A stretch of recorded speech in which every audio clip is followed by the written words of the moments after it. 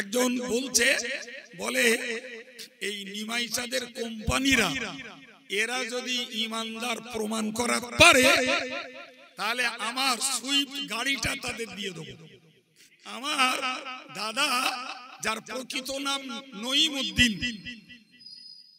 জি ভাই, আমাদের দেশে কালিমুল্লাহ হয় কেইলো, রজবালি হয় রজ, কথা বলছেন না কেন? মনিরুল হয় মন্টু, জি, নাজিমউদ্দিন হয় নন্টু, এরম আছে না? এখন ভাই এই যে বিকৃত নামগুলো, এগুলো সমাজের মানুষের ব্যবহারে পরিচয় লাভ করে। হ্যাঁ না বলে, সমাজের মানুষের ব্যবহারে পরিচয় লাভ করে, ঠিক না ভুল? শেষ পর্যন্ত সেই পরিচিত প্রসিদ্ধ নামটাই মানুষের কাছে ছড়িয়ে পড়ে, আর আসল নামটা তখন তোলা হয়ে যায়। এখন সেকালে যদি আমার দাদা নঈমউদ্দিনের নামটা যদি সমাজের মানুষের কাছে নিমাই হয়ে থাকে ভাই, তাহলে এটাই কি এই নিমাই নাম হওয়ার জন্য তার ইমানদার হওয়ার পথে কি বাধা থাকতে পারে? ফুরফুরা শরীফের মতাদর্শের একটা একনিষ্ঠ সেবামূলক সংগঠন, ঠিক না ভুল? আজকে দীর্ঘদিন ধরে এই সংগঠনটা হানাফি মাযহাবের পক্ষে, সিলসিলায়ে মুজাদ্দিদে জামানের পক্ষে এবং জাতির শিক্ষার উন্নয়নে, এমনকি শিশু শিক্ষা থেকে শুরু করে নারী শিক্ষা এবং বালক বা পুরুষদের শিক্ষার যতটা তাদের আয়াত্তে অধীনে কোলায় ততটা চেষ্টা করছে। আমার কথাটা বেঠিক হলে আপনি কথা গ্রহণ করবেন না, ঠিক যদি হয় তাহলে আপনাকে একটু ভাবতে অনুরোধ করব। আচ্ছা, এই পর্যন্ত আমি যেটা বললাম এটা ঠিক না ভুল? ভাই, অল ইন্ডিয়া সুন্নাতুল জামাত হকের পক্ষে আজকে দীর্ঘদিন ধরে একটা অপ্রতিদ্বন্দ্বী আন্দোলন চালিয়ে যাচ্ছে। বিরোধিতায় সাধারণ মুসলমান হোক, বিরোধিতায় কোন রাজনৈতিক দল হোক, বিরোধিতায় অন্য কোন মতবাদের মানুষ হোক, অল ইন্ডিয়া সুন্নাতুল জামাত ইসলামের পক্ষে, ফুরফুরা শরীফের পীর মুজাদ্দিদে জামানের মতাদর্শের পক্ষে, হানাফি মাযহাবের পক্ষে 30 বছর আগে যে নীতির কাজ করছিল 30 বছর পরেও সেই একনিষ্ঠ নীতির উপরে দাঁড়িয়ে আছে। জি, এরপরেও বলুন, দেশের এক শ্রেণীর ভেকধারী এবং তাদের অজ্ঞ, মূর্খ, অন্ধ কিছু সমর্থক গাল, কুৎসা, মিথ্যাচার, অপপ্রচার এবং বদনাম, কাফের কুফরি ফতোয়া, এদের প্রতি কলঙ্কিত নাম, ভাই এগুলো এদের খেতে হচ্ছে না, হয় না? হচ্ছে। তাহলে বোঝা গেল গাছ আল্লামা শিবলিকে বলছিল যে তুমি আমাদের চরিত্র ধারণ করো। তোমার চরিত্র কি? তো বললো লোকে আমাদেরকে গালি দেয়, এই ঢিল মারে, তারপরেও আমরা লোককে ফল দেই। সুবহানাল্লাহ বলে। আচ্ছা, অল ইন্ডিয়া সুন্নাতুল জামাতের আদর্শ কর্মকাণ্ডের সঙ্গে গাছের এই চরিত্রের মিল আছে না নাই? সুবহানাল্লাহ। এরপরে আল্লামা শিবলি নোমানী দেখলেন যে সত্যই গাছের যুক্তির কাছে আমি এক পর্যায়ে পর্যদুস্ত, অথচ আমি মানুষ, অথচ আমি মানুষ হয়েও, জ্ঞানী হয়েও, বুদ্ধিজীবী হয়েও আমি গাছের কাছে এক পর্যায়ে হার মানছি, ঠিক না? ঠিক। তো আল্লাহ দেওয়া হিকমত, আল্লামা শিবলি নোমানী চটজলদি ঘুরিয়ে গাছের কাছে একটা প্রশ্ন করলেন। বললে, আচ্ছা তোমার এই যে নীতি, এই যে বৈশিষ্ট্য, এই যে চরিত্র, তাহলে এই চরিত্র অনুযায়ী তুমি তো ভালো কাজ করছো, তুমি তো সুখ্যাতির কাজ করছো, প্রশংসার কাজ করছো, তাহলে এরপরে তোমাকে লোকে জ্বালানি বানায় কেন? প্রশ্নটা যুক্তি আছে না? নাই? কাজ করছো ভালো, ঢিল মারার পরেও ফল দিচ্ছ, তাহলে লোকে তোমাকে জ্বালানি বানায় কেন? গাছ তার একটা সুন্দর জবাব দিয়েছিল, বলে দেখুন আমাকে আমার জাতিটাকে লোকে জ্বালানি বানায় একটা কারণে, আমাদের মধ্যে স্থিরতা নেই,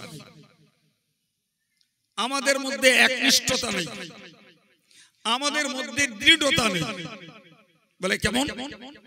বললে যখন ঝড় তুফান ওঠে আমরা তখন এক জায়গায় দাঁড়াতে পারি না, দুলে যাই, হেলতে দুলতে এক পর্যায়ে ডাল ভাঙে, এক পর্যায়ে গোড়া উপড়ে যায়, তখনই মানুষ আমাদেরকে নিয়ে জ্বালানি বানাবে।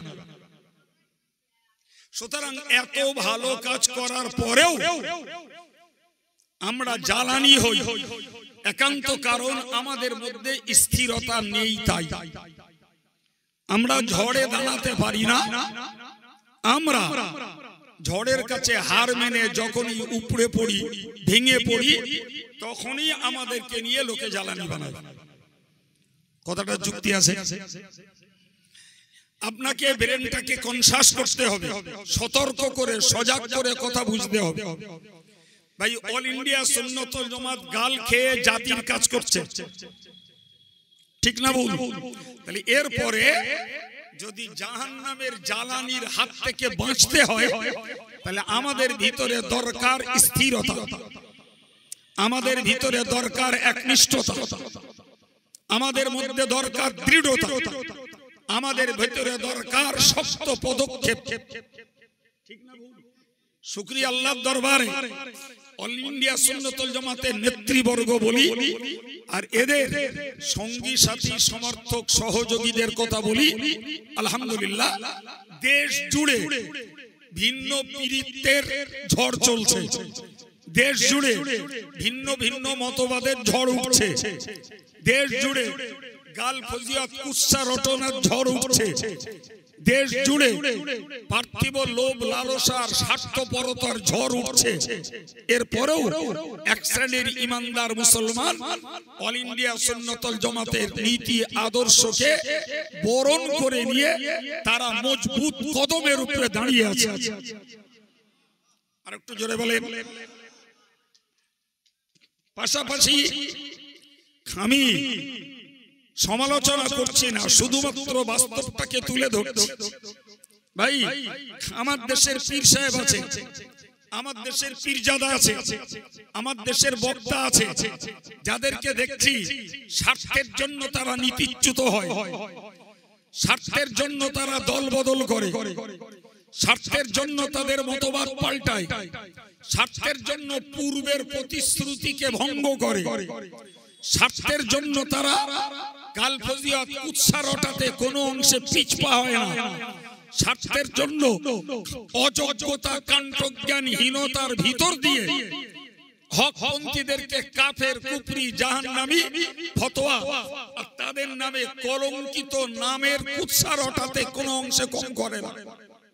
এবার বলুন, তাদের দ্বারায় যদি দেশ জাতির কিছু কল্যাণের কাজও হয়, কিন্তু তাদের ভিতরে এই গাছের মতন ঝড়ে যেমন উল্টে পড়ে চিত হয়ে পড়ে আর গাছের মতন ডালপালা ভেঙে যায়, এদেরও নীতি নৈতিকতার আদর্শের উপরে দাঁড়াতে না পেরে এরা নৈতিক চরিত্রকে অবক্ষয় দিয়ে তারা নীতিচ্যুত হয়। ফলে পরিণতিটা ভালো বলে মনে হয় না, পরিণতিটা নিশ্চয়ই বিপজ্জনক। ঠিক না ভুল? এবার বলুন, আমি আপনাদের কাছে জিজ্ঞাসা করছি, আপনাদেরকে নিয়েই আমার কথা, মাইকে যারা শুনছে, অন ক্যামেরায় গোটা বিশ্বের বাঙালি মুসলমানরা শুনতে পারবে। এবার বলেন, একনিষ্ঠতার দরকার আছে না নাই? দৃঢ়তার দরকার আছে, মজবুত পদক্ষেপের দরকার আছে ভাই। সুতরাং আমার ফার্স্ট মেসেজ, আমরা ইসলামের নীতি আদর্শের উপরে দাঁড়িয়ে থাকব, হানাফি মাযহাবের উপরে দাঁড়িয়ে থাকব, মুজাদ্দিদে জামানের আদর্শ তরিকার উপরে দাঁড়িয়ে থাকব, আমরা বসিরহাট আল্লামা হুজুরের কিতাবের উপরে দাঁড়িয়ে থাকব। এই দৃঢ়তা মৃত্যু পর্যন্ত আমাদের চাই। আমার দাবিটা কি খুব অন্যায়? সম্মানিত ভাইরা আমার, মনে রাখুন, মহান আল্লাহ কোরআন শরীফে জানিয়েছেন, ইন্নাল্লাযীনা ক্বালু রাব্বুনাল্লাহ, নিশ্চয়ই যারা বলে আল্লাহ আমার রব, যারা বলে মানে আলহামদুলিল্লাহ বলুন, আমরাই বলি, জোরে বলুন সুবহানাল্লাহ, আলহামদুলিল্লাহ। আমরা আল্লাহকে কি বলি? আল্লাহ আমার রব। আমরা নামাজে দাঁড়িয়ে বলছি আলহামদুলিল্লাহি রাব্বিল আলামিন, রুকুতে যে বলছি সুবহানা রাব্বিয়াল আযীম, সিজদায় যে বলছি সুবহানা রাব্বিয়াল আলা, হাত উঠিয়ে দোয়ায় বলছি রব্বানা যালামনা আনফুসানা, অথবা বলছি রব্বানা আতিনা ফিদ দুনিয়া হাসানা, অথবা বলছি রব্বানা ফাগফির লানা যুনুবানা। একটু চিল্লে বলুন সুবহানাল্লাহ।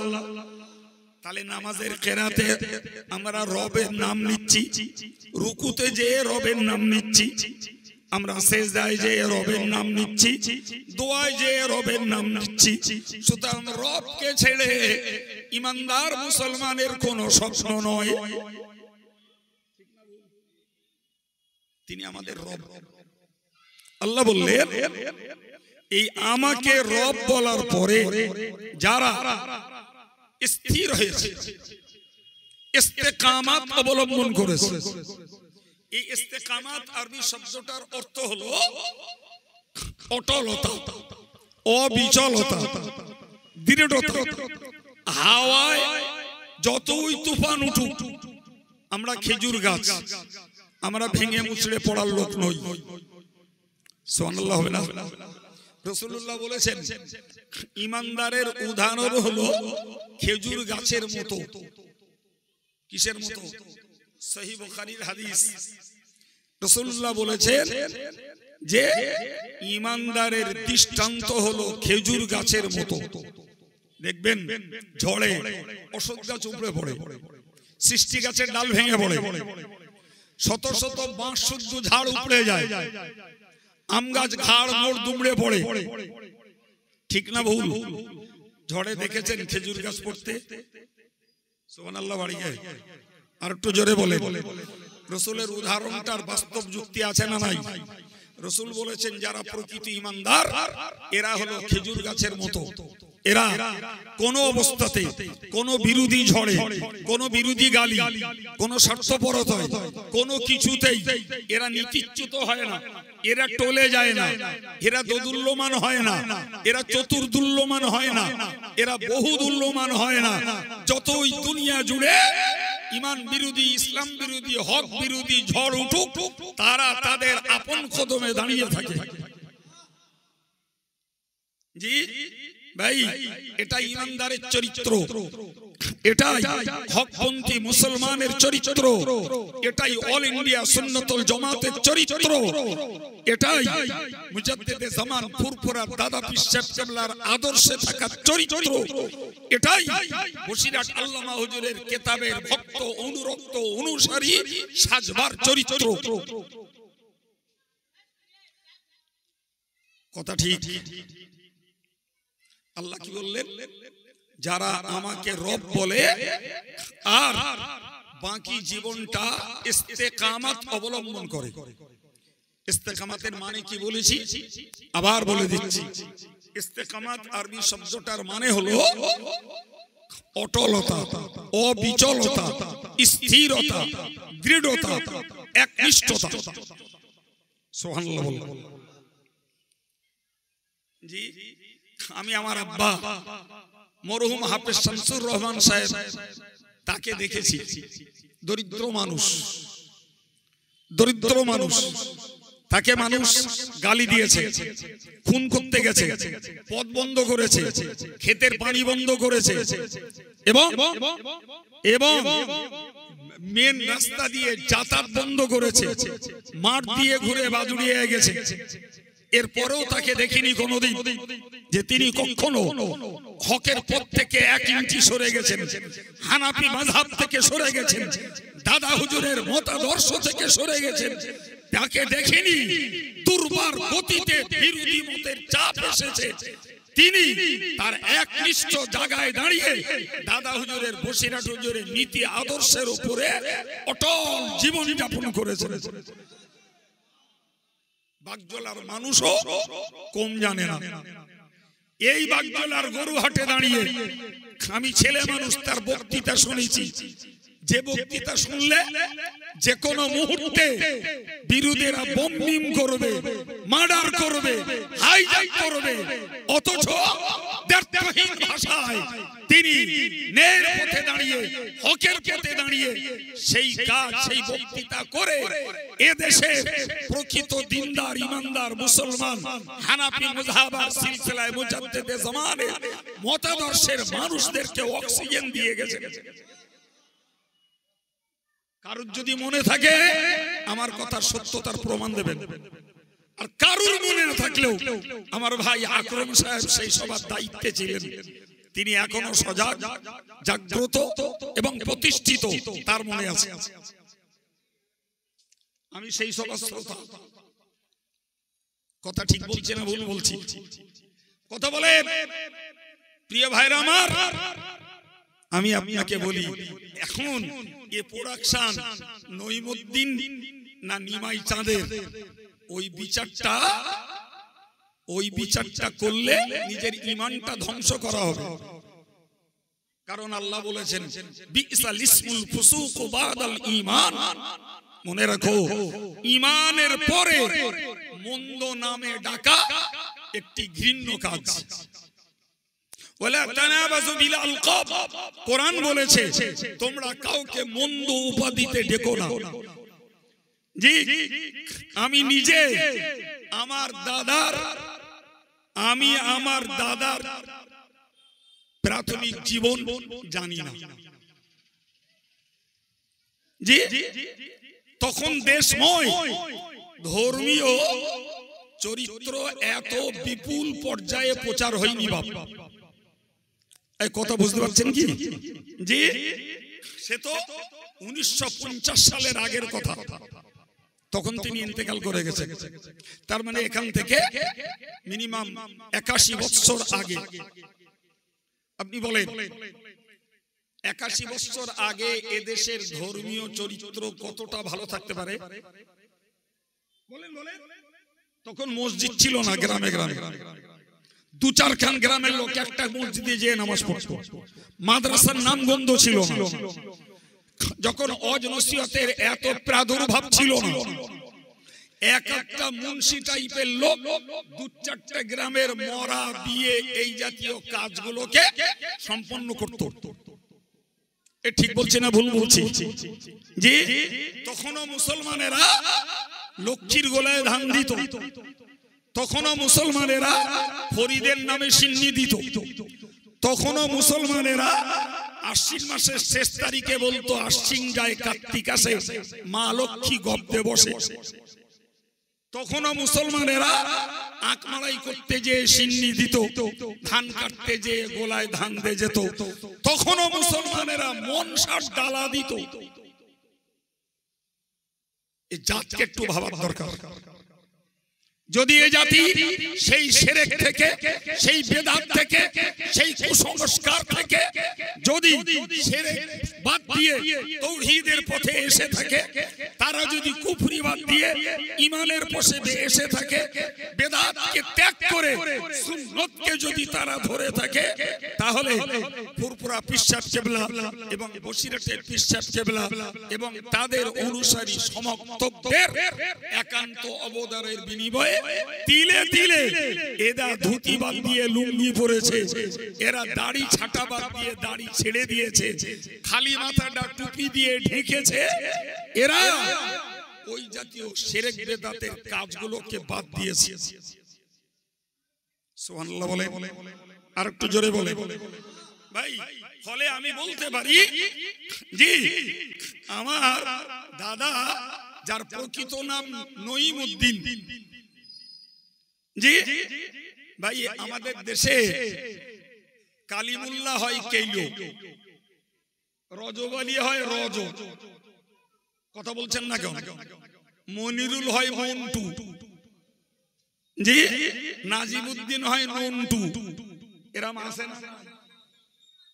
আপনারা কথা বলতেছেন মনে হচ্ছে আমি সুন্দরবনের জঙ্গলে কথা বলছি, আছে না? নাই? এখন ভাই এই যে বিকৃত নামগুলো, এগুলো সমাজের মানুষের ব্যবহারে পরিচয় লাভ করে। হ্যাঁ না বলে, সমাজের মানুষের ব্যবহারে পরিচয় লাভ করে, ঠিক না ভুল? শেষ পর্যন্ত সেই পরিচিত প্রসিদ্ধ নামটাই মানুষের কাছে ছড়িয়ে পড়ে, আর আসল নামটা তখন তোলা হয়ে যায়।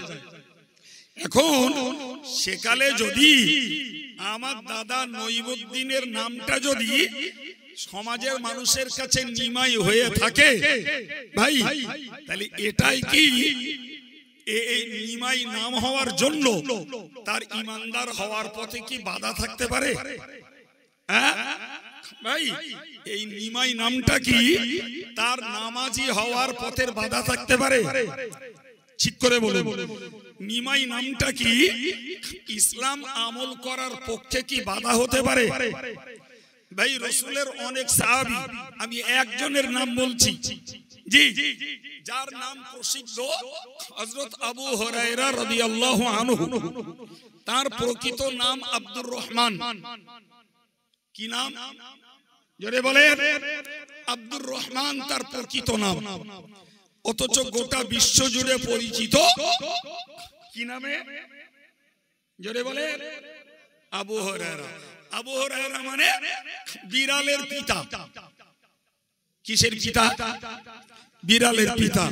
তার আসল নাম আব্দুর রহমান, কিন্তু মজার ব্যাপার হলো জি, ইসলাম গ্রহণের আগে তার নাম ছিল আব্দুস শামস। কি নাম ছিল?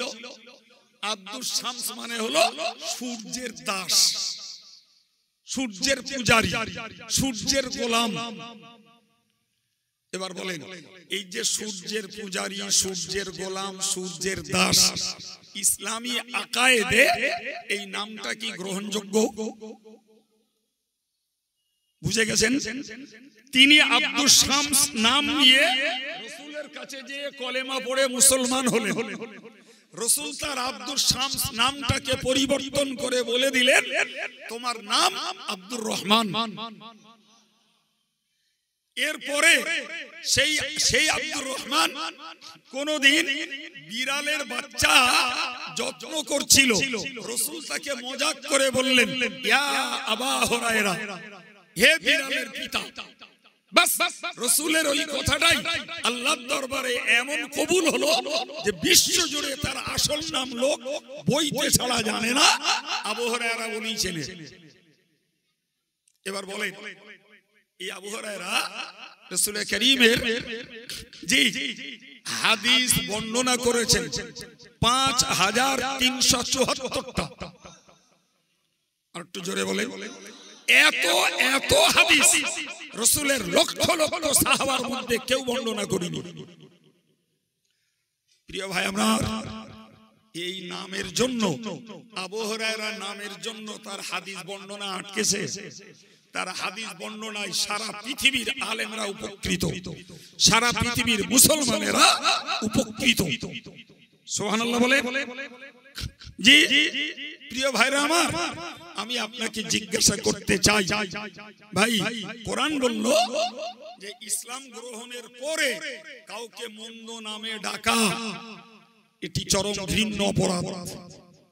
আজকে যারা হুজুর সেজে, পীর সেজে, বক্তা সেজে লোকের গালি দিয়ে, ফতোয়া দিয়ে, কুফরি ফতোয়া দিয়ে, জি জাত নেড়ে, পাপ নেড়ে যারা জনগণের বুকে বাঁশ দিয়ে টাকা ডলে নিয়ে যাচ্ছে, আপনার কি মনে হয় যে এরা আল্লাহর কাছে জবাবদিহি করতে পারবে? প্রিয় ভাইরা আমার, একটু বুঝিয়ে বলুন না, আর একটু বুঝিয়ে বলুন ভাই। এই যে রাসূল কারীমের সাহাবীর নাম, জি, বা আমাদের সমাজের কথা বলি, বুকে হাত দিয়ে বলুন ভাই, লোকটা এককালে চুরি করত, পরবর্তীকালে তওবা তিল্লা করে আল্লাহওয়ালা দিনদার হয়েছে। লোকটা এককালে মদ খেত, পরবর্তীকালে লোকটা অনুতপ্ত হয়ে অনুশোচনা করে আল্লাহওয়ালা হয়েছে। ভাই লোকটা এককালে ধরে নেন ব্যভিচার করে ফেলেছিল, পরবর্তীকালে মানুষটা আল্লাহওয়ালা হয়েছে। লোকটা এককালে একদম গায়ক ছিল, অভিনেতা ছিল, অভিনেত্রী ছিল, পরবর্তীকালে লোকটা তওবা তিল্লা করে আল্লাহওয়ালা হয়েছে। এরকম লোক আছে না? আপনার এই পাওয়ার ইসলাম দেয়নি। যে লোকটা ঈমান এনে তওবা করে আল্লাহওয়ালা হয়েছে, ওই লোকটাকে পুরাতন ওই দোষ তুলে আপনি তাকে চোর বলবেন, আপনি তাকে মাতাল বলবেন, আপনি তাকে ব্যভিচারী বলবেন, আপনি তাকে গায়ক বলবেন, আপনি তাকে অভিনেত্রী বলবেন, অভিনেতা বলবেন। এই অধিকার ইসলাম আপনাকে দেয়নি। কথা বুঝতে পারেননি? সে যখন পিছনের জীবনকে ত্যাগ করেছে, তার নতুন ধর্ম জীবনটাই হলো ইসলামের কাছে বড় পুরস্কার। প্রিয় ভাইরা আমার, আমি কি বলতে যে এ কথা বললাম, কথাটা এই বলছিলাম যে অল ইন্ডিয়া সুন্নাতুল জামাত ঢিল খেয়ে জাতির উপকার করছে, ফল দিচ্ছে। জি, অল ইন্ডিয়া সুন্নাতুল জামাত ঝড়ে টোলে পড়ার গাছ নয় যে এরা জাহান্নামের জ্বালানি হবে। অন্যরা তারা জাতির কল্যাণের কিছু কাজ করছে না, আমি একবারও বলবো না। যদি জাতির কল্যাণের কিছু কাজ করে তারা যদি স্বার্থে পরিবর্তন হয়, মতবাদে পরিবর্তন হয়, তারা যদি ঈমান ইসলামের আদর্শ থেকে নীতিচ্যুত হয়, ভাই তার নজির হলো ওইগুলো যেগুলো বললাম আমি। ভাই তাদের পরিণতিটা ভালো না খারাপ? কোরআন থেকে এই শিক্ষাটা নেন। আল্লাহকে আল্লাহ যখন বলেছি, আমার বাকি জীবনটা এর উপরে কি লাগবে? স্থির, থ্যাংক ইউ, এর উপরে অটল হওয়া লাগবে, অবিচল হওয়া লাগবে। জি, আমাদের বড় মুদ্রা দোষ, আমরা দুমদাম লোকের কথা শুনি, লোকের কথা শুনি, যাচাই করি না, বাছাই করি না, পরীক্ষা নিরীক্ষা করি না, অথচ পেট্রোলের মতো মিথ্যা, কুৎসা, বদনাম, অপপ্রচার রটিয়ে দেই। হ্যাঁ না বলেন, এ দোষ আছে না নাই? করবেন না, অযথা জাহান্নামে যেতে হবে। কানে পড়েছে, ইউটিউবে দেখলাম, ফেসবুকে দেখছি, হজম করলাম। যদি মনে হয় না হজম করলে পেট বেদনা হবে, কামড়াবে, তাহলে যেটা শুনেছেন দেখেছেন সংশ্লিষ্ট ব্যক্তির কাছে আগে যাচাই করুন। যাচাই করে যদি সত্য প্রমাণ পান, তখন হয় তাকে জ্ঞান দেন, না হলে আপনি এরপরে প্রচার করলে দায়ী হবেন না। কিন্তু যদি আপনি যাচাই না করে কথা কানে পড়লেই যদি অপপ্রচার চালান, ওভার 100% আপনি মিথ্যাবাদী হওয়ার জন্য যথেষ্ট। ওটা আমার কথা নয়, সহিহ মুসলিমের হাদিস। قال النبي صلى الله عليه وسلم كفى بالمرء كذبا ان يحدث بكل ما سمع।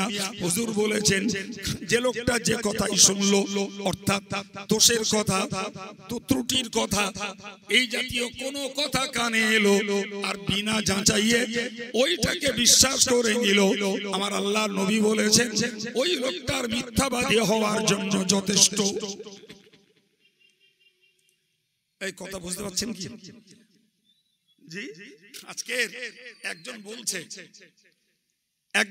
আমি জ্ঞানের জন্য বলছি, আজ আমার অন্য জায়গায় সাবজেক্ট পাল্টাই না। একজন বলছে, বলে এই নিমাইচাঁদের কোম্পানিরা এরা যদি ইমানদার প্রমাণ করা পারে তাহলে আমার সুইফট গাড়িটা তাদের দিয়ে দেবো। আচ্ছা, কথাটার মানে কি? এই বাংলায় মানেটা বুঝতে পারছেন না? যে তার সুইফট গাড়ি দিয়ে দিতে চাচ্ছে তার মানে তার বক্তব্য হলো নিমাইচাঁদের কোম্পানিরা বেঈমান। এই মানে দাঁড়ায় তো, তাই দাঁড়ায় তো। নিমাইচাঁদের কোম্পানিরা যদি ইমানদার প্রমাণ করাতে পারে তাহলে আমার গাড়িটা দিয়ে দেবো। তার মানে এরা ইমানদার নয়, ফলে আমার গাড়িও আর দিতে হচ্ছে না। এখন যে বলছে এখন নিমাইচাঁদের কোম্পানির ফার্স্ট প্রোডাকশন আমি নাকি, আমি কি করব? জামিয়ায় কিতাব পড়ানো বাদ দিয়ে, লোকের কাছে সংস্কারমূলক আলোচনা করা বাদ দিয়ে, লোকের ফতোয়া দেওয়ার খেদমত করা বাদ দিয়ে, জি মানুষের সমস্যার সমাধানের কথা বলা বাদ দিয়ে, দেশের আরো মাদ্রাসার ভিন্ন ভিন্ন সমস্যার সমাধানের চিন্তা বাদ দিয়ে, জি আমি কি এখন ওর কাছে ইমানদার প্রমাণ করার যাব? কি বলতেছেন আপনারা? আপনাদের যুক্তিকে একটু বলেন, যাবো প্রমাণ করাতে? যার তার কেটে গেছে সেই জাতি পারে। আল্লাহ শুকর আমাদের তার কাটিনি, তার সংযোগ ঠিক আছে। ফলে তুই নিমাইচাঁদের কোম্পানিকে বেঈমান আখ্যায়িত করে আল্লাহর কাছে কি জবাব দিবি বাবা, সেটা তুই ভাব। নিমাইচাঁদের কোম্পানি ইমানদার না বেঈমান তার প্রমাণ নেওয়ার জন্য আল্লাহ যথেষ্ট, ঠিক না? জি এক অপড়ুয়া পীরজাদা কিচ্ছু জানে না, জি ফতোয়া দিচ্ছে এরা কাফের। আর একজন বুড়ো হুজুর তিনি পাশে দাঁড়িয়ে মাথা নেড়তেছে। আচ্ছা, একজন কাফের বললো আর একজন মাথা নেড়ে দিলে, দুটোর ভালো কেডা? কেউ ভালো না তো। আচ্ছা, যদি নিমাই কোম্পানির এই লোকগুলো কাফের হয়, জি তাহলে এদের শাস্তি আল্লাহর কাছে আসে না? না, জোরে বলে আছে। আর যদি আল্লাহর বিচারে এরা কাফের না হয় তাহলে শাস্তিটা কেডা পাবে? জোরে বলে। যারা বলছে আর যারা সমর্থন করছে তারা পাবে। ওটা তো আমি দিচ্ছি না, ওটা তো রাসূল দিয়ে গেছে না, দেননি? এই হ্যাঁ না বলে, জি রাসূলুল্লাহ স্পষ্ট হাদিস শরীফে বলেছে, মান ক্বালা লি আখিহি কাফির ফাকাদ বাআ বিহা আহাদাহুমা আও কামা ক্বালা আলাইহিস সালাম। নবী বলেছেন যদি কেউ তার আরেকটা ভাইকে কাফের বলে তাহলে ওই কুফরি শব্দটা হয় তার না যারে বলেছে তার, দুজনার একজনের নামে উল্টে যাবে। যার বলা হয়েছে হয় সে হবে, না যে বলেছে, জি। আচ্ছা ভাই, এই যাদেরকে কাফের বলা হচ্ছে মাশাআল্লাহ তারা ঈমানের জায়গায় দাঁড়িয়ে দ্বীনের কাজ করছে। যারা কাফের বলছে মনে হচ্ছে টেনশনটা তাদের বেশি হচ্ছে, জি এ যেন মনে হচ্ছে মার পড়ে না খালার পড়ে। জি সন্তানের দরদে পড়া উচিত কার? সে মার পুড়ছে না, পুড়ছে কার? খালার, তাই না? সত্যি যদি নিমাইচাঁদ কোম্পানির এদের যদি ঈমান হারায়, এরা যদি কুফরি করে, তো তওবা করে কোন হুজুরির কাছে গিয়ে ঈমান দোহরাবে? এ টেনশন তারা নেবে, সে টেনশন তো তোমার না বাবা। জি অথচ দিব্যু দেখতে পাচ্ছি যে এই কোম্পানির পিছনে এই দেশের দিনদার আল্লাহওয়ালা আলেম হাফেজ আর সাধারণ জনগণ লক্ষ লক্ষ মানুষ তাদের পিছনে পয়সা দিয়ে, শ্রম দিয়ে, সমর্থন দিয়ে, তাদের বক্তৃতা শুনে, তাদের প্রতিষ্ঠানগুলোতে সাহায্য করে তারা রীতিমতো এই খেদমতকে জিন্দা রেখে দিয়েছে, ঠিক না বউ?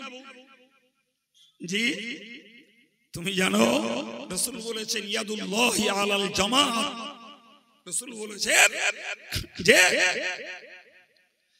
দলগত মানুষদের উপরে থাকে আল্লাহর সাহায্য। তাহলে লক্ষ লক্ষ জনগণ গোমরাহির উপরে দাঁড়াতে পারে না, লক্ষ লক্ষ জনগণ অন্যায় কাজে মদত দিতে পারে না, লক্ষ লক্ষ জনগণ এরা কখনো নীতিচ্যুত হতে পারে না। বাবা, এটা রাসূলের হাদিস। জি, সুতরাং আমি কথার পৃষ্ঠে কথা বলছি। যদি বলেন হুজুর আজকে ওয়াজ করছেন কেন? ভাই, আমি ওয়াজ করি আর যে ওয়াজ করি আপনাদের উপকার হচ্ছে না ক্ষতি হচ্ছে ওইটা বলুন। সুতরাং আমি কোরআন হাদিসের বাইরে কথা বলি, বাস্তবটা তুলে ধরছি যে এই জাতিটার একনিষ্ঠতার জন্য। ভাইরা আমার, সম্মানিত ভাই আমার, ভালো করে মনে রাখুন, খেয়াল রাখুন, আপনারা শুনে থাকবেন। মাতিন সাহেব গত বছর জামিয়াতে বলেছিল আমার নামে যে আমিরুস শরিয়ত, মনে পড়ছে কারো? হ্যাঁ বলেছিল। জি ভাই, ভিন্ন ভিন্ন দলে অন্য অন্য দলেরও আমির আছে, অন্য দলেরও জামাত ইসলামীদের আমির আছে, তাবলীগ জামাতের ভাইদের আমির আছে। যদি অল ইন্ডিয়া সুন্নতুল জামাত একজনকে আমির বানায়, তেতে আর একজনের গাত্রদাহের কারণ কি থাকতে পারে? তারা অনেক আগে আমির বানিয়ে রেখেছে। এই কথা বুঝতে পারছেন না? জি, তাবলীগ জামাতের ভাইরা বহুকাল ধরে তাদের আমির বানিয়ে রেখেছে, এবং একটা না অনেক জামাত ইসলামের ভাইরা তাদের আমির বানিয়ে রেখেছে। জি ভাই, এখন যদি অল ইন্ডিয়া সুন্নতুল জামাতের পক্ষে সম্পাদক মাতিন সাহেব যদি এই দেশের সংগঠন প্রিয় মানুষদের কাছে প্রচার করে, জি কাইয়ুম সাহেব আমাদের আমিরুস শরিয়ত, গাত্রদাহের কি আছে? গাজালা করার কি আছে? হিংসা? তা তুমি হও না, তোমার দল থেকে তুমি আমির হয়ে যাও। একবারও নাকি কাটিতে হাসতে যাব না। আরে আব্দুল কাইয়ুম আমিরুস শরিয়ত হবে আর মাতিন সাহেব বলবে, এটা কখনো কাইয়ুম সাহেবের ধারণাই ছিল না। কিন্তু মাতিন সাহেবের বক্তব্য হলো যে আমাদের দলের একজন আমির থাকা দরকার, তো আমরা সেটা মুফতি সাহেবকে বানালাম। কি গো, মাতিন সাহেবের কথাটা একেবারে হাস্যাস্পদ অযৌক্তিক বলবেন। এখন যদি কেউ বলে যে দাদা হুজুর কেবলা আমিরুস শরিয়ত, ওভার 100% দাদা হুজুর কেবলা আমিরুস শরিয়ত, তাই কি দাদা হুজুর কেবলা আমিরুস শরিয়ত, এটা তো এক বিন্দু আমরা অস্বীকার করি না। আমরা করি না, বরং আমরাই বলি জি একটা সাধারণ যুক্তিতে বুঝুন, নিঃসন্দেহে দাদা হুজুর কেবলা তার জমানার নয় শুধু, বরং এই জমানারও বিদগ্ধ আলেম, ফকিহ, মুহাদ্দিস, পীর, মুজাদ্দিদ, নিঃসন্দেহে তিনি উচ্চ স্তরের ব্যক্তিত্ব। ঠিক না? আচ্ছা, আমি যদি ঘুরিয়ে বলি দাদা হুজুর আমিরুস শরিয়ত বলে আর কেউ আমিরুস শরিয়ত হবে না, আমি যদি বলি ইসলামের শ্রেষ্ঠতম আমির হলেন রাসূলুল্লাহ, আরে কথা বলেন, রাসূলের থেকে বড় আমির কে? বলেন কেউ কি? তাহলে রাসূলুল্লাহর সেই ইসলাম, সেই মিশন, সেই আদর্শ, সেই মতবাদ কিয়ামত পর্যন্ত চলবে। তাহলে দাদা হুজুরের আমিরুস শরিয়ত বানানোর অর্থ কি বলেন?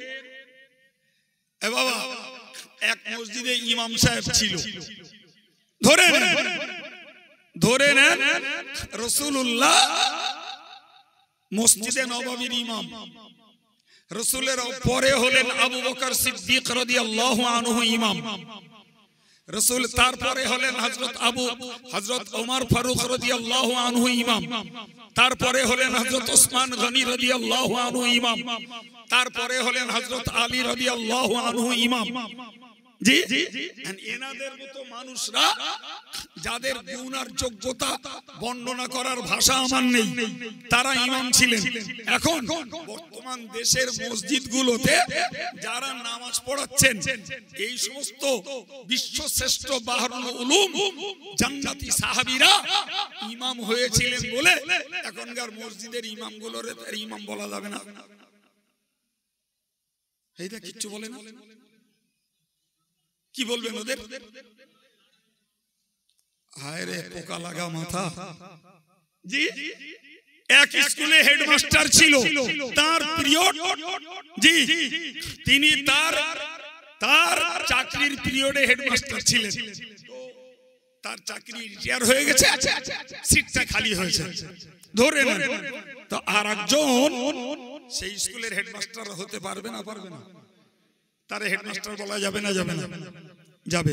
তাহলে বোঝা যাচ্ছে ইমামের জায়গায় ইমাম আসবে, হেডমাস্টারের জায়গায় হেডমাস্টার আসবে। রাসূলুল্লাহর ইমারত, রাসূলুল্লাহর নেতৃত্ব কিয়ামত পর্যন্ত অটল, অবিচল এবং অপরিবর্তনীয়। তারপরে যদি দাদা হুজুর কিবলাকে সেই যুগের প্রয়োজনে আমির শরীয়ত বানানো হয়, আজকে যদি জামাত ইসলামীরা তারা প্রয়োজন যদি আমির বানায়, যদি তাবলীগ জামাতের ভাইরা যদি আমির বানায়, অল ইন্ডিয়া সুন্নাতুল জামাত যদি আব্দুল কাইয়ুমকে, আমি একবারও বলছি না যোগ্য, কিন্তু আমাদের প্রয়োজনে যদি মাতিন সাহেব আব্দুল কাইয়ুম সাহেবকে আমির বানায়, এতে কাফের কুফরির ফতোয়ার কি আছে? হিংসার কি আছে? অহংকারের কি আছে? সমাজের নিরীহ মানুষদেরকে পাপ আর সমালোচনার দিকে ঠেলে দেওয়ার কি থাকতে পারে? এই কথা বলে কিছু আছে কি? পরে যদি আরো আমির হয়, তা দাদা হুজুরের আমিরুস শরীয়ত কেটে যাবে। জি ভাই, পরে একজন যদি হেডমাস্টার হয়, তা আগের হেডমাস্টারের কীর্তি, তার খেদমত, তার সার্ভিস সব শেষ হয়ে যাবে। এখন যদি কেউ বলে যে আমিরুস শরীয়ত না আমিরুস শয়তান, কথাটা কি হবে? আমির মানে কি বলেন? নেতা। বাহ, ভালো বলেছেন, আমির মানে নেতা। বেয়াদবি নেন না বাবা। আমি এই যে জায়গাটায় কথা বলছি, এই জায়গাটা একটু জিজ্ঞেস করছি বাবু। আচ্ছা, আপনারা আমার অযোগ্যতা, আমার সর্বরকমের হীনতা, দীনতা সব কিছুর পরেও আপনারা আমাকে মানেন না একটু বলবেন বাপ?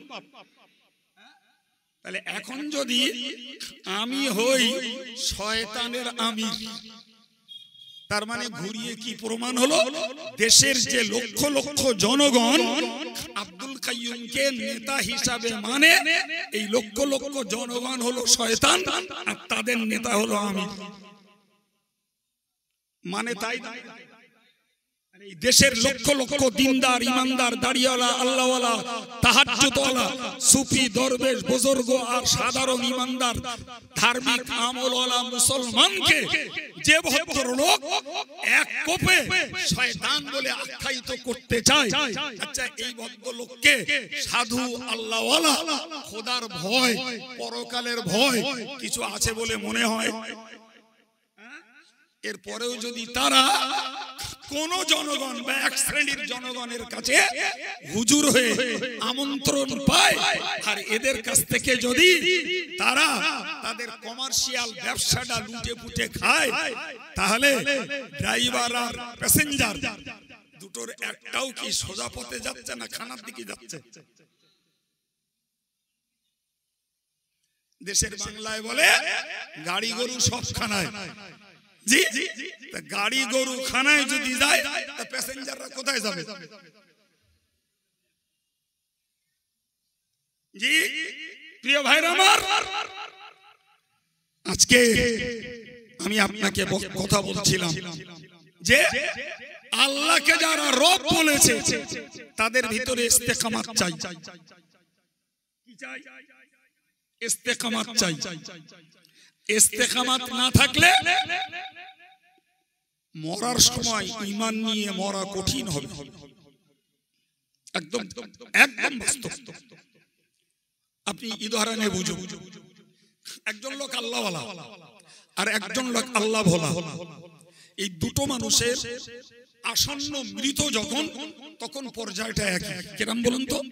তার কখনো জ্ঞান লোপ পাচ্ছে, কখনো জ্ঞান ফিরে আসছে, কখনো নারীর স্পন্দন পাওয়া যাচ্ছে, কখনো পাওয়া যায় না, কখনো হার্টবিট আছে, কখনো হার্টবিট ড্রপ খাচ্ছে, কখনো জানটা ঘড়ঘড় করছে, জি না আছে সতেজ ব্রেন, না আছে গায়ে শক্তি, জি না আছে নিজের উপরে নিজের ভারসাম্য।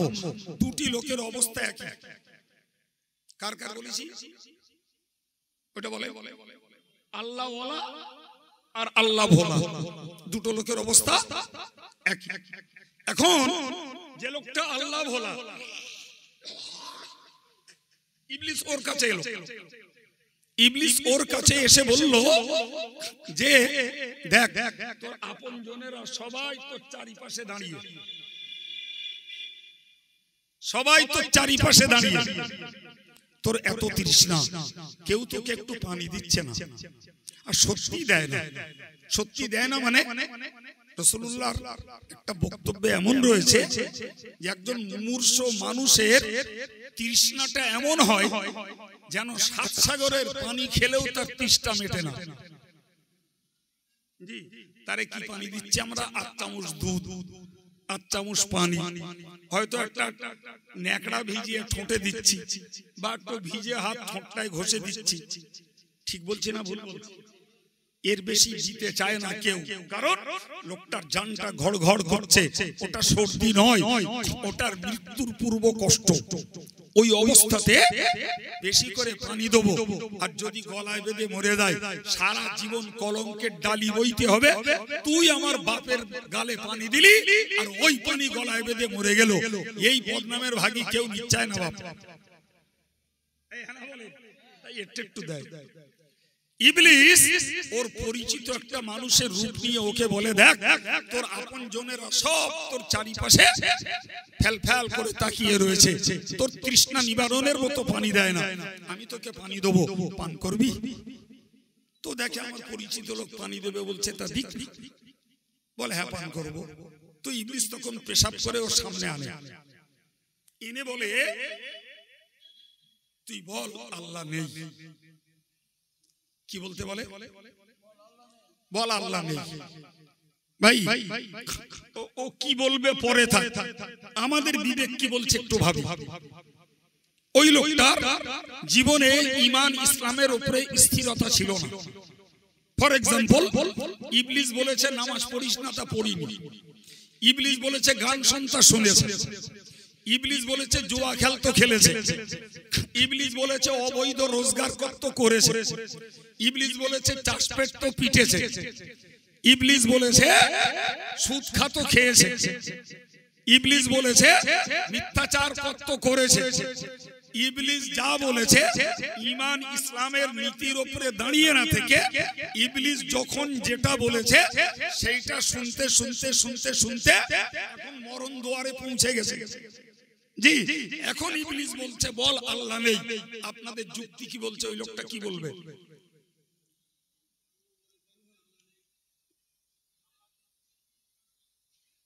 এবার বুঝুন, যদি জীবনে স্থির না হওয়া যায়, অস্থিরতার জীবন যদি তৈরি করা হয়, তাহলে অস্থির নীতির শেষ পরিণতি হবে ওই ঈমান হারা হয়ে মরার আশঙ্কা। ও এক চান্সে বলবে আল্লাহ নেই, শেষ পর্যন্ত পান করবে ইবলিসের পেশা। ঈমানটাও গেল, হারাম খেলো, পরিণতিটা হলো কথা বাবা।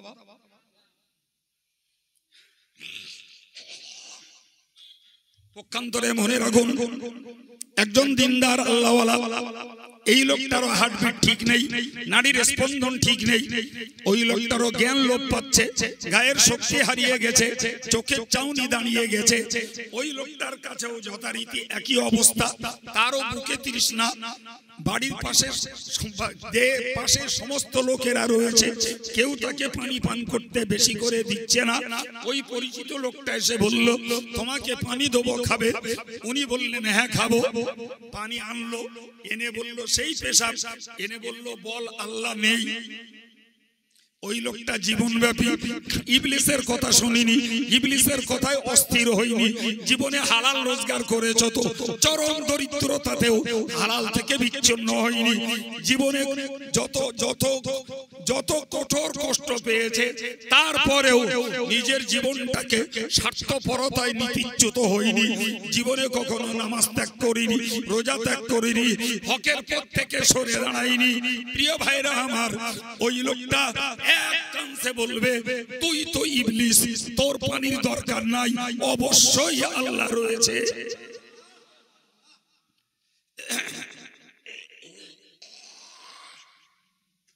কেমনে বলবে? কোরআন তার সাক্ষী। কোরআন বলছে, ইন্না রাহমাতাল্লাহ করিবুম মিনাল মুহসিনিন। আল্লাহ বলেছেন, যারা সৎকর্মশীল, যারা সৎকর্মশীল, আল্লাহর রহমত তাদের জন্য। আর একটু চিল্লে বলে। সুতরাং ওই আল্লাহওয়ালা দিনদার একনিষ্ঠ নীতির মানুষটা তিনি নিজে ইবলিসকে চিনতে পেরে ঈমান রক্ষা করবেন, ব্যাপারটা এটা নয়। লোকটা একনিষ্ঠ নীতি আমলের উপরে দাঁড়িয়ে দাঁড়িয়ে দাঁড়িয়ে দাঁড়িয়ে মরণ দুয়ারে পৌঁছেছে, আল্লাহ রহমত দিয়ে তার ঈমানকে হেফাজত করে ইবলিসকে চিনিয়ে তাকে তাওহীদের কালেমার স্বীকৃতি দিয়ে মৃত্যু দেবেন। এবার বলে, জীবনটাকে একনিষ্ঠ নীতির উপরে দাঁড় করানোর দরকার আছে না নাই? নিজের পূর্ব জীবনের প্রতিশ্রুতির উপরে দাঁড়ানোর দরকার আছে না নাই? মিয়া সাহেব, মনে রাখা দরকার, জি, খুব সহজেই খেয়াল রাখতে হবে। এই কলেমা বলো সবার কাছে সমান না বাবা। এই কলেমা পড়ে কেউ ভিক্ষা করে, এই কলেমা পড়ে জিকির করে কেউ কলবকে সাফ করে, এই কলেমা পড়ার পরেও কেউ চুরি করে, এই কলেমা পড়ে কেউ ডাকাতিগিরি করে, এই কলেমা পড়ার পরেও চৌর্যবৃত্তি করে, ব্যভিচার করে, সমাজে ফিতনা বাঁধায়। এই কলেমা পড়ার পরেও দেখতে পাই আমরা অশান্তির আগুন দাউ দাউ করে গ্রাম, পাড়া, মহল্লায় জ্বালিয়ে তোলে। সুতরাং একই কলেমা সবাই পড়ে, কিন্তু কলেমার মান সবার কাছে সমান নয়। কথা ঠিক না ভুল? একটু চিল্লে বলুন। জি প্রিয় ভাই, বেয়াদবির ক্ষমা চেয়ে একটু জিজ্ঞাসা করছি, জি আব্দুল কাইয়ুম আপনার চিন্তায় খারাপ ধরে নিলাম, কিন্তু আব্দুল কাইয়ুম খারাপ বলে আর একজন ভালো হবে না, এটা কি হতে পারে? হ্যাঁ না বলে, আব্দুল কাইয়ুম খারাপ হলেও আর একজন ভালো হতে পারে। মনে রাখবেন, কলেমা যখন সবার কাছে সমান কদর পায় না, মোটে 1 ঘন্টা হলো, ধন্যবাদ তোদের।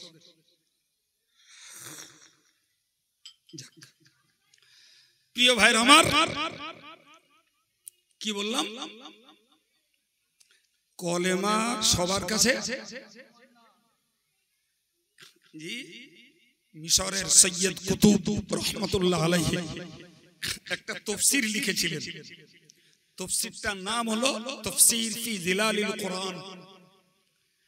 এই তাফসীরে তিনি পৃথিবীর নাস্তিক্য মতবাদকে চূর্ণ বিচূর্ণ করেছেন। এই তাফসীরে তিনি তাওহীদকে প্রতিষ্ঠিত করেছেন। তিনি এমন তাফসীর করেছেন, মিশরের বাদশার এগনেস্টে চলে গেছে তাফসীর। ফলে মিশরের বাদশা তার এগনেস্টে মৃত্যুদণ্ড দিয়েছে। কি দিয়েছে বাবা? মৃত্যুদণ্ড। তো মিশর যেহেতু একটা মুসলিম দেশ, যাদেরকে মৃত্যুদণ্ড দেওয়া হয়, ফাঁসি, সুলি কাস্টে চড়ানো কিংবা হত্যা, যাই দেওয়া হোক, নিয়ম হলো তার আগে রাজকীয় দায়িত্বে তাকে কলেমা পড়ানো হয়।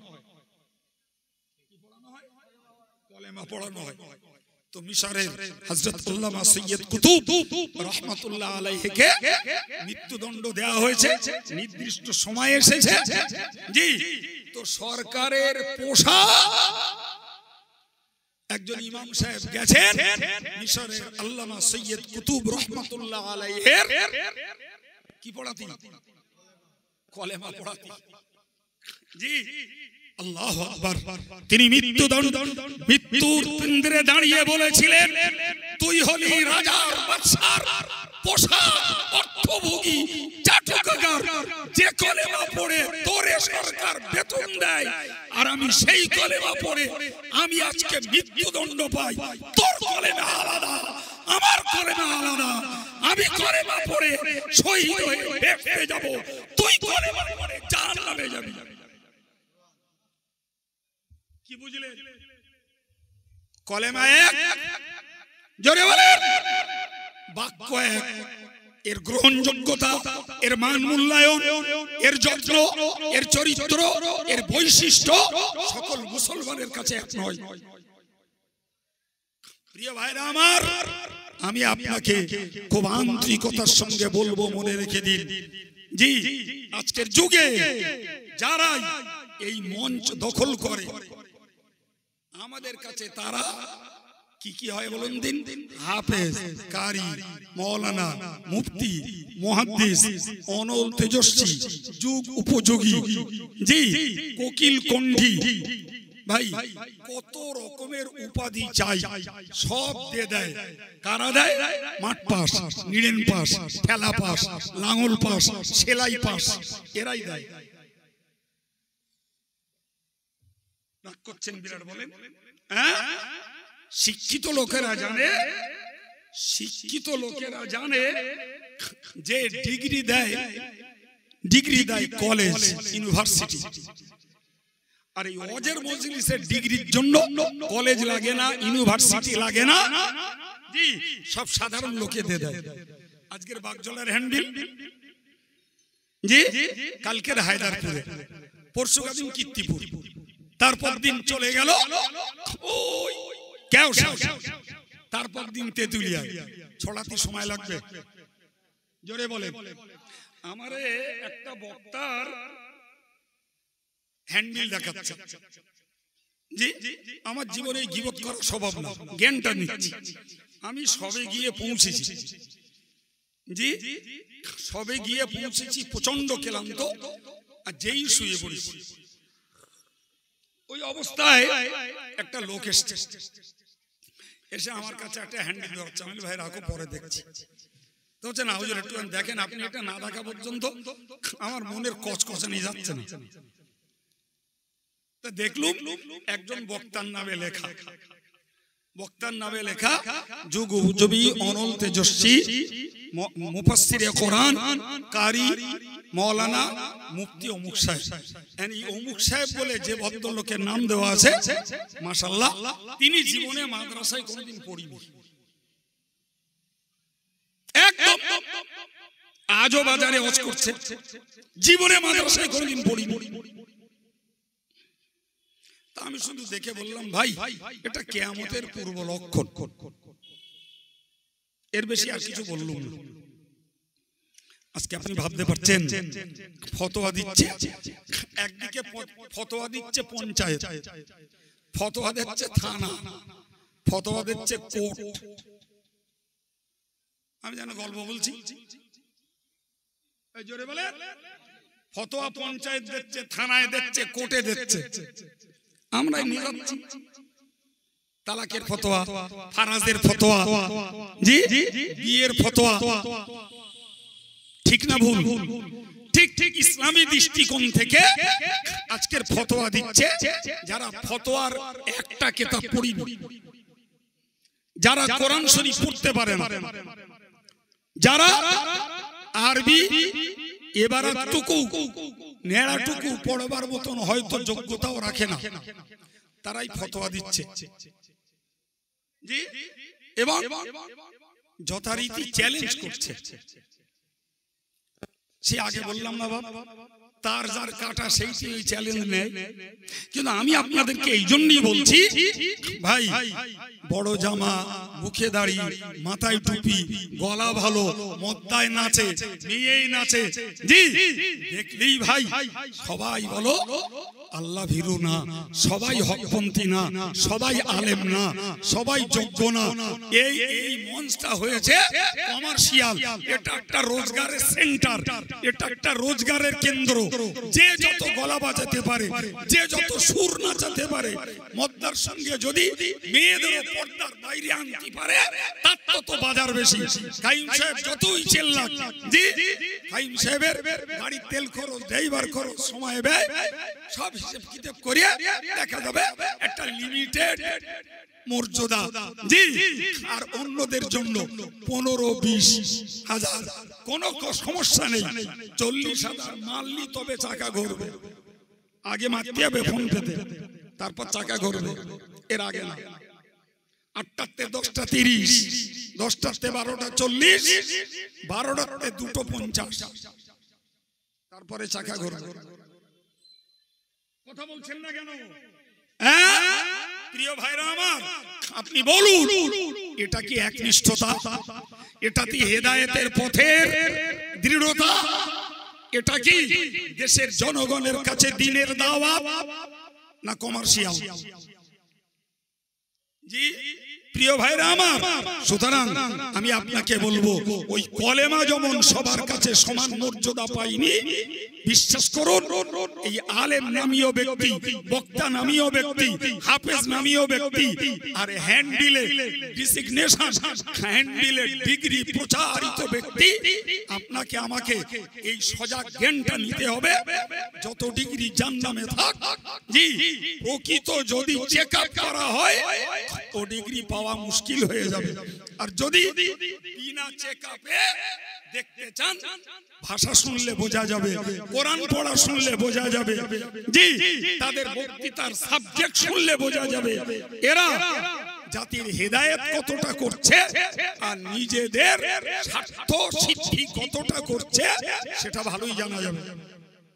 আর অল ইন্ডিয়া সুন্নাত ওয়াল জামাত সংগঠনের জি যারা কাজ করছে ভাই, এদের আলোচনা, এদের সাবজেক্ট, এদের ভাষা, এগুলো শুনবার ভিতর দিয়ে আর এদের জাতির মাঝে শিশুদের জন্য মডেল মাদ্রাসা চালানো, পত্রিকা চালানো সুদীর্ঘ 24 বছর ধরে, ছেলেদের মাদ্রাসা চালানো, মেয়েদের মাদ্রাসা চালানো, জামিয়ার মতো একটি ইউনিভার্সিটি লেভেলের প্রতিষ্ঠান চালানো, অন্যায়ের বিরুদ্ধে রুখে দাঁড়ানো, প্রিয় ভাইরা আমার, ইনোসেন্স অফ মুসলিম সিনেমার বিরুদ্ধে রুখে দাঁড়ানো, মুসলিম পার্সোনাল লর বিরুদ্ধে রুখে দাঁড়ানো, ইটালির রসুলের কার্টুনের বিরুদ্ধে রুখে দাঁড়ানো, ফ্রান্সের ম্যাক্রোর রসুলকে সন্ত্রাসবাদী বলার বিরুদ্ধে রুখে দাঁড়ানো, কোন শরীয়তের বিরোধী, ইসলাম বিরোধী কোন গোষ্ঠীর বিরুদ্ধে অল ইন্ডিয়া সুন্নাত ওয়াল জামাত পয়সার জন্য নাকে তেল মেরে ঘুমিয়েছে?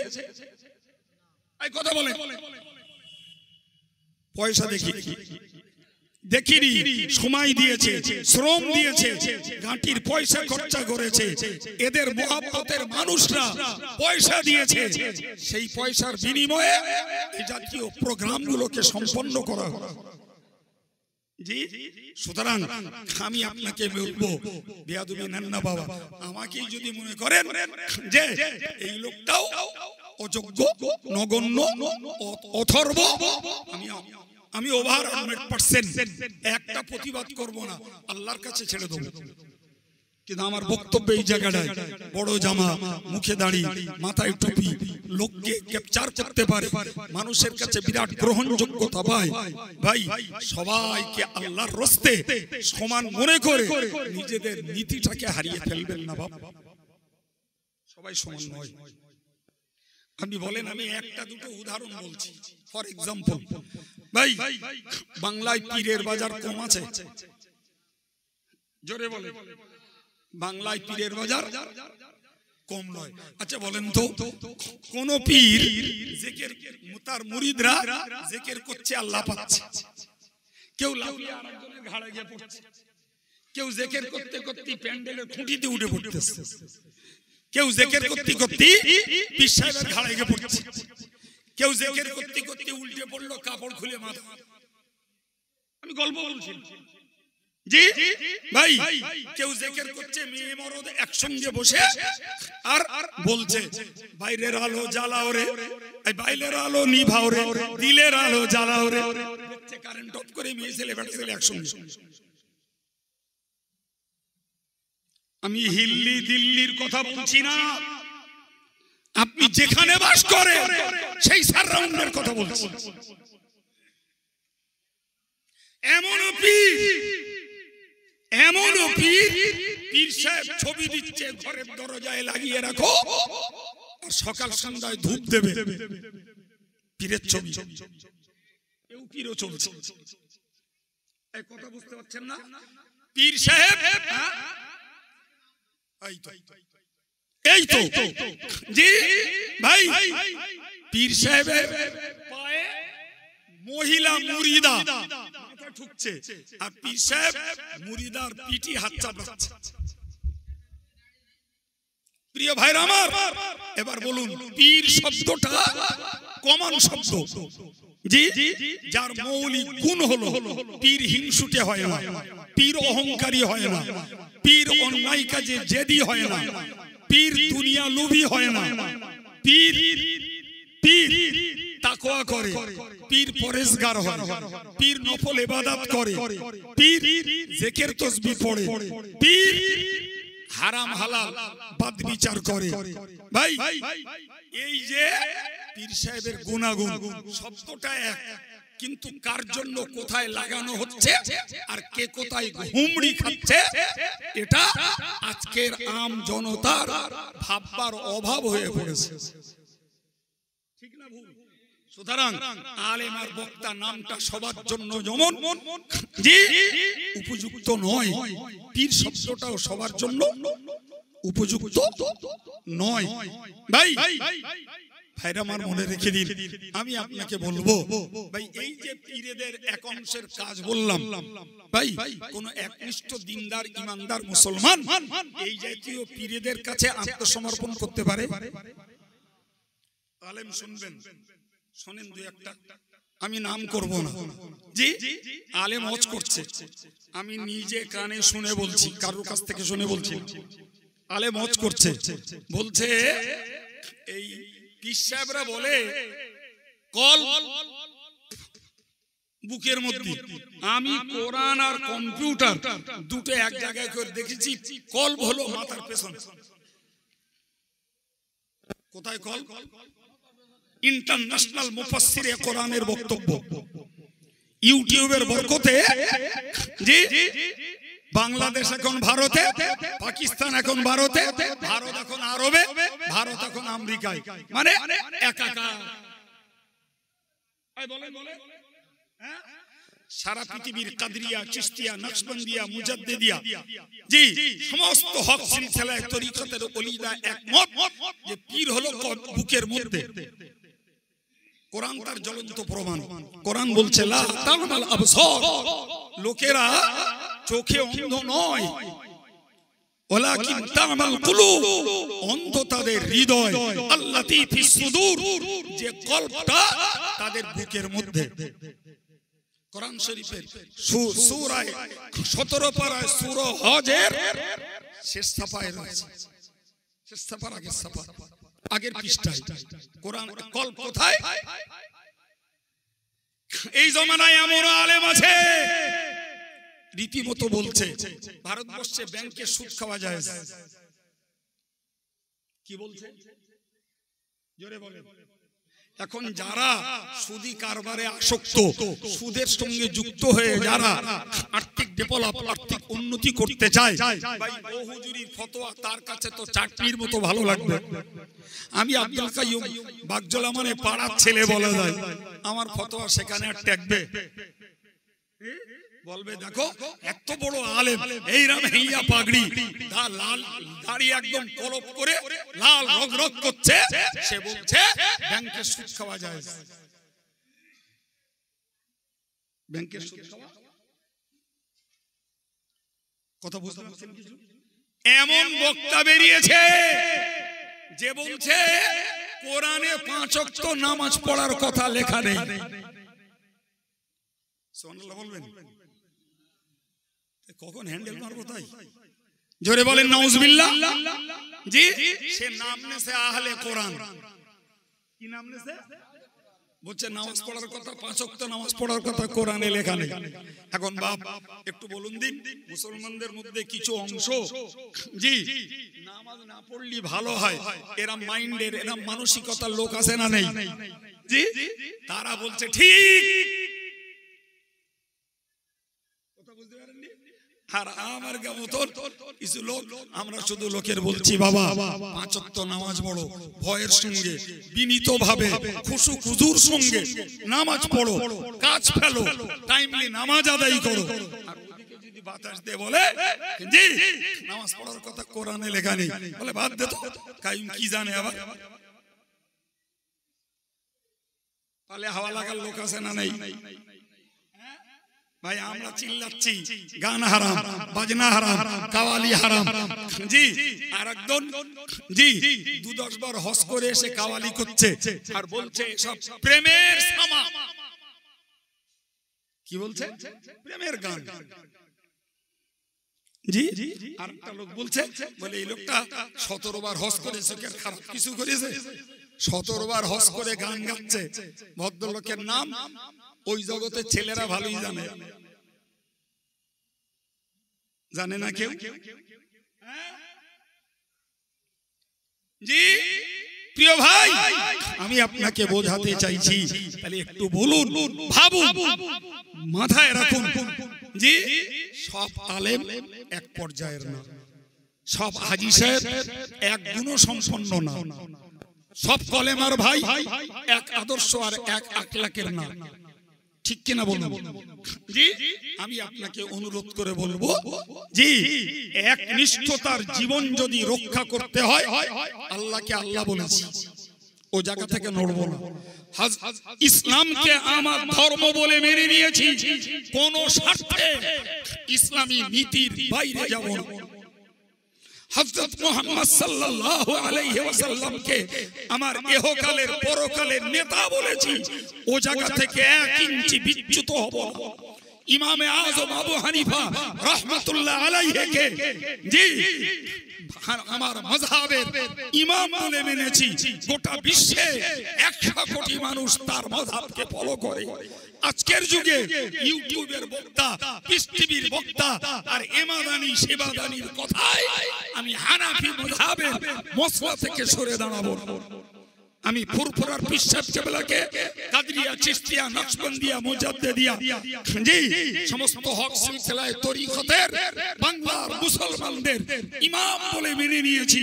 সুতরাং মনে রাখবো, দেশ জুড়ে যত পীর গলাবাজারি করুক, যে আকাশ দিয়ে উড়ে যাক, পানি দিয়ে হেঁটে চলে যাক, মুহূর্তের ভিতরে উদাও হয়ে যাক, যদি শরীয়তের মসলার সঙ্গে ত্রুটি থাকে, যদি সুন্নতের খেলাফ হয়, ও পীরকে আস্থা করে ফেলে দিয়ে দাদা হুজুরের মতাদর্শে দাঁড়িয়ে শরিয়াত তরিকতকে যতটা পারি আমল করব। রাজি আছেন? জোরে বলেন রাজি আছেন?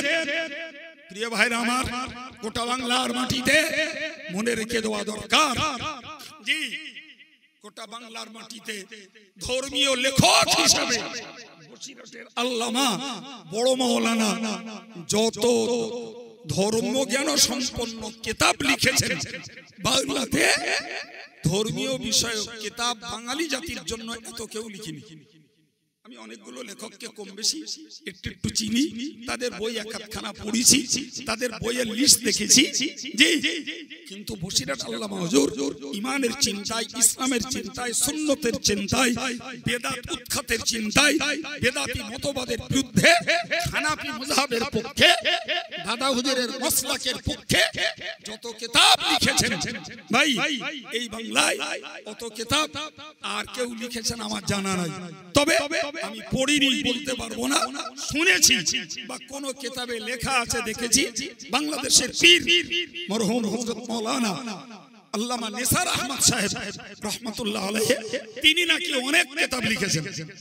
জি ভাই, আমি নাকি এই জন্যই বললাম, তার কিতাব আমার কেনাও কিনতেও পাইনি, পড়তেও পারিনি, এই জন্যই বললাম। তবে বইতে লেখা আছে তিনি অনেক কিতাব লিখেছেন, কিন্তু সেটা কার্যকর, সচল, ব্যবহারযোগ্য কতটা আছে তাও জানি না। যদি থাকে তাহলে সেটা বাংলাদেশে, পশ্চিমবঙ্গে নয়। সুতরাং আমরা শরিয়তের মশলাগত দৃষ্টিতে আমি আপনাকে অনুরোধ করে বলবো, এই যুগে ফতোয়া ছড়াছড়ি, চার দোকানেও ফতোয়া, ও মাঠে পাট নিড়ুতে নিড়ুতেও ফতোয়া, ধান রুতে নিড়ুতেও ফতোয়া চলতেছে। আমি আপনার কাছে করজোড়ে নিবেদন করে বলবো, অন্তত পক্ষে যে মশলাটা, যে ফতোয়াটা বসিরহাট হুজুরের কিতাবে পান, ওটা অন্য কারোর মুখাপেক্ষী হবেন না। জি, অন্য কোন বিরোধী মশলা থাকলেও আপনি এক কথায় হুজুরিটা একনিষ্ঠ দৃঢ় মন নিয়ে মানুন। কারণ বসিরহাট হুজুরের কিতাবগুলো দাদা হুজুরের অনুমোদিত। যারা শুধু বাহ্যিক আলেম ছিলেন না, যারা ছিলেন আধ্যাত্মিক জগতের গুরু, একবার চিল্লে বলা যাবে না সুবহানাল্লাহ? প্রিয় ভাইরা আমার, জি আমি আপনাকে বললাম, তাহলে একনিষ্ঠভাবে আমরা আমাদের জীবন কাটাবো ইসলামের উপরে, হানাফি মাযহাবের উপরে, সিলসিলায়ে মুজাদ্দিদে জামানের উপরে, বশিরহাট আল্লামা হুজুরের কিতাবের উপরে। এর পক্ষে অল ইন্ডিয়া সুন্নাতুল জামাত হোক আর অন্য কোন আলেম হোক, যারা যারা এই আদর্শ, নীতি, আখলাক, আমলের উপরে থাকবে, আমরা তাদেরকে যুগ হিসাবে, সময় অনুযায়ী তাদেরকেও মান্যতা দেব ইনশাআল্লাহ। বলে আর একটু জোরে বলে। সম্মানিত ভাইরা আমার, জি বাগজোলার বাজারে অনেকগুলো সভা হয়। আজকে অল ইন্ডিয়া সুন্নাতুল জামাতের পক্ষে যুব সমাজ, জি ভাই, আমাদের সংগঠনের কর্মী সদস্যদের দায়িত্বে, সহযোগিতায় যে জলসা হচ্ছে, আমি গাল দেইনি, অশালীন ভাষা বলিনি, অভদ্র ভাষা বলিনি, কিন্তু একনিষ্ঠতার উপরে একটা গঠনমূলক এবং পর্যালোচনামূলক একটা আলোচনা করেছি সুদীর্ঘ 1.5 ঘন্টা ধরে। কি গো বাবু, গাল দিছি কারণ না? অশালীন ভাষা বলেছি, অভদ্র ভাষা বলেছি? জি না। যদি মনে হয় যে আব্দুল কাইয়ুমের কথার দ্বারা আমরা এই সংগঠনের উপরে একনিষ্ঠতার কিছু উৎসাহ পেয়েছি, আগামীতে তৈরি থাকুন। বিদায় নেব, আমি জানতাম না, তো এখন দেখছি আমার শ্রভাজন জি হাফেজ কারি আসাবুল হক সাহেব, সম্ভবত আকরাম বারকাত জি, তিনি এনেছেন বর্তমান সময়ে কেরাতের উপরে আল্লাহ পাক তার কিছু লিয়াকাত, কিছু যোগ্যতা দিয়েছেন। বাংলার বাইরে দিল্লিতে, কেরালেও কেরাত পড়ে প্রাইজ প্রাপ্ত, জি ফুরপুরার মাটিতেও কেরাত পড়ে ফার্স্ট প্রাইজ পেয়েছে। সেই ছেলেটি এখন আপনাদের সম্মুখে আসছে। হয়তো সভাপতি আছেন, বোধহয় আমি প্রচার করে হক নষ্ট করে ফেললুম কিনা জানি না, জি তবু প্রচারটা করে দিলাম। তার কেরাত শুনুন। যাওয়ার আগে আপনাদেরকে দাওয়াত দিচ্ছি, জি আগামী শুক্র, শনি, রবিবার অল ইন্ডিয়া সুন্নাতুল জামাতের সুবৃহৎ ইসলামী উচ্চ শিক্ষা প্রতিষ্ঠান জামিয়া রহমানিয়ার বাৎসরিক ইসালে সওয়াবে, সবাই জানেন, সবার মনে আছে, তবু অনেককে পেয়ে দাওয়াত না দিলে মনটা খোঁড়ে, তাই দাওয়াতটা দিয়ে দিলাম। সবাই যাবেন। এক্ষুনি আমি পয়সা চাইছি না, আপনারা পয়সা সব সময় দেন, তবে দাবি রাখছি এই বৃহত্তম প্রতিষ্ঠানটাতে আপনাদের দান আছে, আগামী দিনেও দান অব্যাহত থাকুক, এ দাবি রাখছি। এবং অন্তত এই বৃহত্তম প্রতিষ্ঠানে একটা করে সদস্য স্থায়ীভাবে আল্লাহর রাস্তে হওয়ার জন্য দাবি করলাম। একদিকে দাওয়াত আর একদিকে দাবি কবুল করুন। আমার জন্য দোয়া রাখুন। আমি অযোগ্য হয়েও আমার জাত, কওম, দিনদার, ইমানদার, হকপন্থী, একনিষ্ঠ, জি দৃঢ় ঈমানওয়ালা মুসলমান আমলওয়ালাদের জন্য দোয়া করি, আল্লাহ তাদের মৃত্যু পর্যন্ত কায়েম রাখুন। যারা আমল হারা, যারা সমালোচক, মিথ্যাচার, গীবতকারী, চগলখোর, জি, এবং শান্ত পরিবেশে অশান্তির আগুন আর বাতাবরণ যারা জ্বালাচ্ছে আর কাফের কুফরি জাহান্নামী ফতোয়া দিয়ে নিজেরাও আল্লাহর কাছে দায়ী হচ্ছে, সাধারণ মানুষদেরকে সেই পথে ঠেলে দিচ্ছে, আল্লাহ এদের হেদায়েত দেন, আল্লাহ এদের শুভ বুদ্ধি দেন, আল্লাহ এদের সুবুঝ দান করেন। আমরা দোয়া করি, সবাই বলেন আমিন। আর একটু জোরে বলেন আমিন।